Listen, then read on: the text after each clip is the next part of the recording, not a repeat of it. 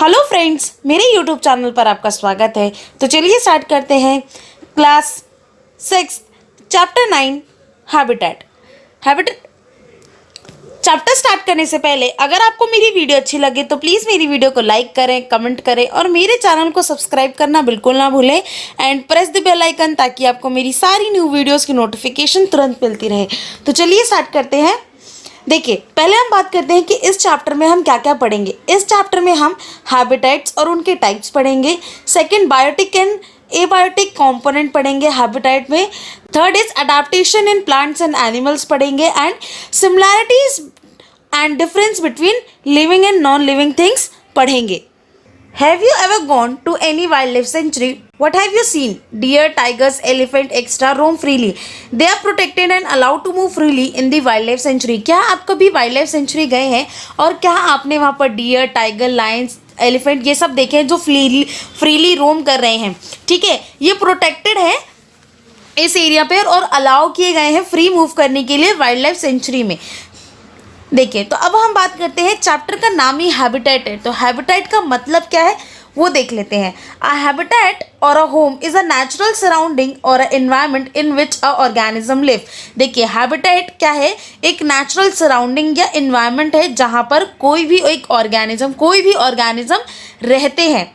Habitat provide physical and biological resources needed bye organism for its survival. देखिए, जो habitat है वो provide करता है सारे फिजिकल और बायोलॉजिकल रिसोर्सेज जो भी एक ऑर्गेनिजम्स को चाहिए होते हैं अपने सर्वाइवल के लिए। It is place where an organisms can get food, shelter and a climatic condition best suited for it survive, breed and flourish unharmed. देखिए, ये एक ऐसी प्लेस है जहाँ पर जो ऑर्गेनिज्म है उसको प्रॉपर फूड मिलता है, शेल्टर मिलता है और क्लाइमेटिक कंडीशन जो उसके लिए बेस्ट सूट करती है सर्वाइव करने के लिए, जहाँ पर वो ब्रीड कर सकता है और बिना हार्म किए हुए वहाँ पर रह सकता है। In other words, every living organisms need a home habitat. Some habitats are huge as big as mountain, some are very small like a drop of water. देखिए, हर एक लिविंग ऑर्गेनिज्म को हैबिटेट यानी कि घर चाहिए होता है रहने के लिए। बहुत से हैबिटेट्स जो होते हैं जो बहुत बड़े होते हैं जैसे कि माउंटेन जितने भी, और बहुत से ऐसे हैबिटेट होते हैं जो बहुत छोटे होते हैं जैसे ड्रॉप ऑफ वाटर भी। तो हैबिटेट क्या है? Habitat is a place where animal and plant community naturally occur. Habitat वो प्लेस है जहाँ पर प्लांट्स और एनिमल्स की जो कम्युनिटी है वो नेचुरली अकर करती है और इस जगह पे उनकी जो पॉपुलेशन है वो रहती है। A habitat compromise both biotic and abiotic components।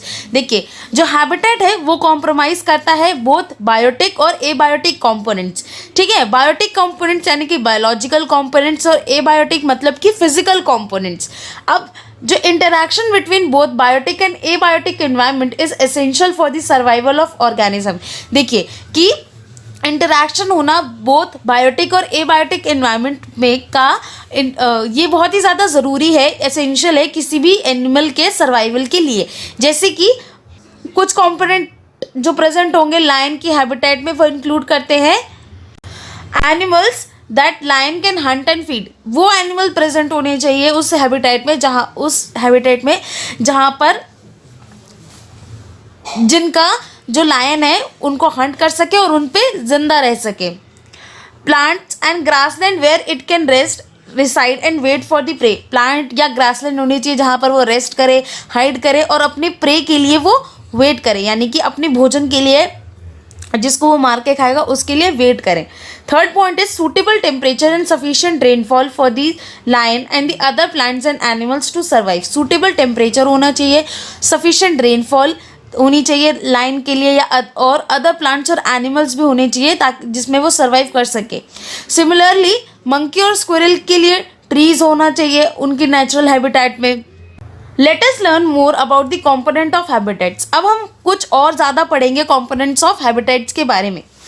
देखिए, component of habitats, the plant, animal, bird, water, soil, rocks found in a habitat are important for the survival of all living beings. The component of all the environment can be living or non-living। देखिए, जो component है habitat के जैसे कि plant, animal, bird, water, soil, rock, ये सब जो है एक हैबिटेट में मिलना चाहिए और ये बहुत ज़्यादा इंपॉर्टेंट है किसी भी ह्यूमन बीइंग के किसी भी लिविंग बीइंग के सर्वाइवल के लिए। अब जो कंपोनेंट होंगे इन्वायरमेंट के, ये लिविंग भी हो सकते हैं या नॉन लिविंग भी हो सकते हैं। A is biotic component and their interactions. अब हम पढ़ेंगे बायोटिक कंपोनेंट्स और उनके इंटरैक्शंस के बारे में। There are living components of habitat, for example animal, plants and, देखिए बहुत सारे लिविंग कंपोनेंट है हैबिटेट में, जैसे कि animal, plant and micro organisms. Animal depend on the plant for the food, oxygen and shelter. देखिए कि जो एनिमल है वो डिपेंड करते हैं प्लांट्स के ऊपर अपने फूड के लिए, ऑक्सीजन के लिए एंड शेल्टर के लिए।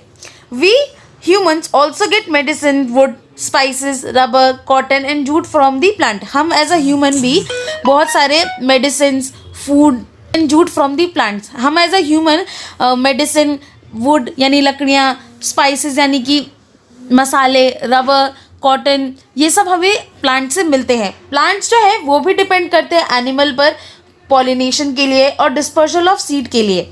अब ये जो पॉलिनेशन और डिस्पर्सल ऑफ सीड है, ये हेल्प करते हैं प्लांट को कंटिन्यू करने के लिए अपनी स्पीसीज। अगर पॉलिनेशन नहीं होगा या डिस्पर्सल ऑफ सीड नहीं होंगे तो प्लांट कैसे रह पाएंगे, उनकी जो स्पीशीज़ है वो कैसे कंटिन्यू कर पाएगी। अब ह्यूमन एक्सक्रीटा या उनकी जो डेड बॉडी होती है वो भी ऐड करती है न्यूट्रिएंट सॉइल में और एक्ट करते हैं मैन्योर, जो प्रोवाइड करते हैं मिनरल्स प्लांट की ग्रोथ को। इसीलिए जो बायोटिक कंपोनेंट है वो डिपेंड करते हैं एक दूसरे के ऊपर अपने सर्वाइवल के लिए। बायोटिक कंपोनेंट्स जो होते हैं वो फर्दर 4 कैटेगरी में डिवाइड किए गए हैं। First is producer, the only organism that can make their own food are called green plants। देखिए सिर्फ एकलौते ऐसे ऑर्गेनिजम्स जो अपना खाना खुद बनाते हैं वो क्या है, ग्रीन प्लांट्स। इसीलिए हम इन्हें फूड प्रोड्यूसर भी कहते हैं। ये प्रोवाइड करते हैं फूड, जितने भी नॉन ग्रीन प्लांट्स होते हैं, एनिमल्स होते हैं, इन सबको। जो ग्रीन प्लांट्स है वो उनमें ग्रीन फोटोसिंथेटिक पिगमेंट होता है, दैट इज क्लोरोफिल, जो हेल्प करता है प्लांट को प्रोड्यूस करने के लिए फूड, और इस प्रोसेस को बोलते हैं हम फोटोसिंथेसिस। इस प्रोसेस में जो एनर्जी अवेलेबल होती है in the form of sunlight, उसको कंबाइन करके कार्बन डाइऑक्साइड को ड्रॉ करके एटमॉस्फेयर में वाटर से फूड प्रोड्यूस किया जाता है, और साइमल्टेनियसली जो ऑक्सीजन है वो इवॉल्व होती है into the atmosphere as a by product. और जो ग्रीन प्लांट्स होते हैं उन्हें ही हम ऑटोट्रॉफ्स कहते हैं। Autotrophs means own and troughs means food. Second is consumers, directly or indirectly all animals depend on the green plants for their food। देखिए जितने भी एनिमल्स हैं डायरेक्टली या इनडायरेक्टली ग्रीन प्लांट्स के ऊपर ही डिपेंडेंट है अपने खाने के लिए। ये कंज्यूम करते हैं फूड जो प्रोड्यूसर बनाते हैं, और इसीलिए इनको कंज्यूमर्स कहते हैं, और इन्हें हम हेटेरोट्रॉप्स कहते हैं। ह्यूमन बींग्स जो है वो भी हेटेरोट्रॉप्स है। अब on the basis of food habitat, heterotrophs जो है उनको भी 3 कैटेगरी में डिवाइड किया गया है। तो पहला है herbivorous, the animal that feed only on plants are known as herbivorous. वो एनिमल जो सिर्फ प्लांट्स खाते हैं उन्हें ही हम हर्बीवोरस कहते हैं। इन्हें हम प्राइमरी कंज्यूमर्स भी कहते हैं, जैसे कि काउ, रैबिट, डियर, गोट्स। ठीक है। B is carnivorous, animals such as goat, deer extra that feed on plants are in turn food from the other animals known as carnivorous. देखिए जितने भी एनिमल्स जैसे कि गोट, डियर, ये feed कर other animals के ऊपर भी फीड करते हैं, तो इन्हें हम कार्निवोरस कहते हैं। कार्निवोरस जो है वो इनडायरेक्टली फीड करते हैं प्लांट्स पे, इसीलिए हम इन्हें सेकेंडरी कंज्यूमर्स कहते हैं। एग्जाम्पल है जैसे कि tigers, Lions, Wolves extra. C is omnivorous. Omnivorous that eat both plants and animals are called omnivorous. वो animals जो बोथ प्लांट और एनिमल खाते हैं उन्हें ही हम ओमनीवोरस कहते हैं, जैसे कि एग्जांपल है pig, bears, human beings extra. Third is scavengers. हमने पहले प्रोड्यूसर पढ़ा, देन उसके बाद कंज्यूमर्स पढ़े, एंड अब हम पढ़ेंगे स्कैवेंजर्स के बारे में। Some living organisms feed on the remains of dead animals and thus help us to keep the environment clean. देखिए बहुत से ऐसे लिविंग ऑर्गेनिजम्स जो हैं जो फीड करते हैं रिमेन्स यानी कि जो बचे हुए चीज़ें होती हैं डेड एनिमल्स की, उसके ऊपर इस और यही जो है ये हेल्प करते हैं हमारे इन्वायरमेंट को क्लीन करने के लिए, इसीलिए हम इन्हें स्कैवेंजर्स कहते हैं। लिस्ट है स्कैवेंजर्स की, जैसे बर्ड्स, एनिमल्स जिसमें आते हैं क्रो, जैकल्स, वल्चर यानी कि गिद्ध, hyenas extra. Fourth is decomposers. There are certain types of organisms that feed on dead and decaying organic matter. They are very small in size and cannot seen with the naked eye. These are known as microorganisms and example is bacteria and fungi. देखिए decomposers जो है वो certain type के organisms है जो feed करते हैं dead and decaying organic matter पे, ठीक है। अब ये जो होते हैं ये बहुत ही ज़्यादा स्मॉल होते हैं साइज़ में, इसीलिए हम इनको नेकेड आइट से नहीं दे सकते हैं, इसीलिए हम इनको माइक्रो ऑर्गेनिजम्स भी कहते हैं। और एग्जाम्पल है इनके बैक्टीरिया और फंजाई।